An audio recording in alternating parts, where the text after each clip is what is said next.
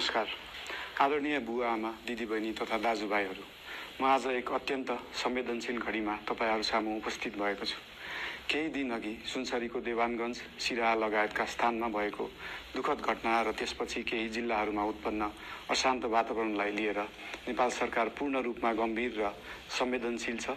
यस दुःखद घटनामा परि निधन हुनुभएका हाम्रा नागरिकहरू जयप्रकाश मेहता, ओम प्रकाश मेहता र गणेश यादवप्रति म भावपूर्ण श्रद्धाञ्जली अर्पण गर्दछु। नेपाल सरकारका तर्फबाट गहिरो संवेदना व्यक्त गर्दछु। घटनामा परि घाइते हुनुभएका सम्पूर्ण नागरिकहरूको शीघ्र स्वास्थ्य लाभको कामना गर्दछु।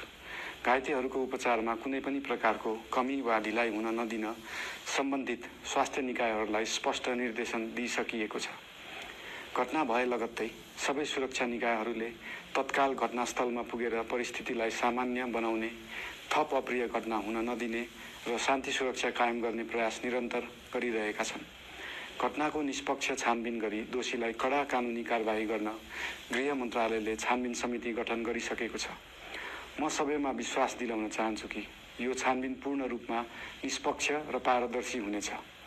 घटनामा संलग्न दोषी जो कोही भए पनि कानुनी दायरामा ल्याउन सरकार प्रतिबद्ध छ।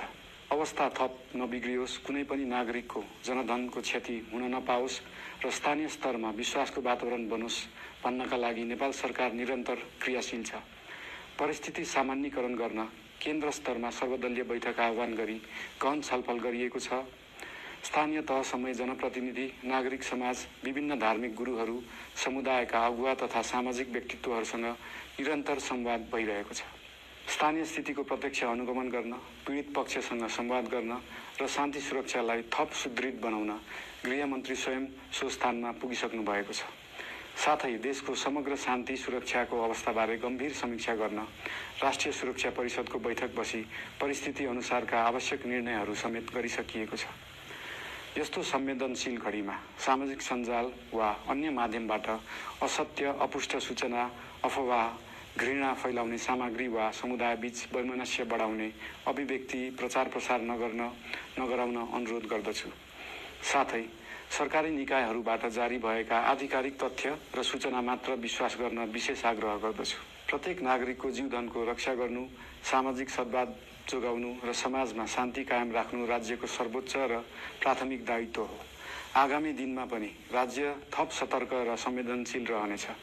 प्रत्येक नागरिकको जीवन सुरक्षाका लागि सरकारका सम्पूर्ण संयन्त्रहरू अहोरात्र खटिनेछन्। शान्ति सुरक्षा भङ्ग गर्ने, अराजकता फैलाउने वा हाम्रो सदियौं पुरानो सामाजिक सद्भाव, सहिष्णुता र भाइचारा खलबलाउने कुनै पनि क्रियाकलापप्रति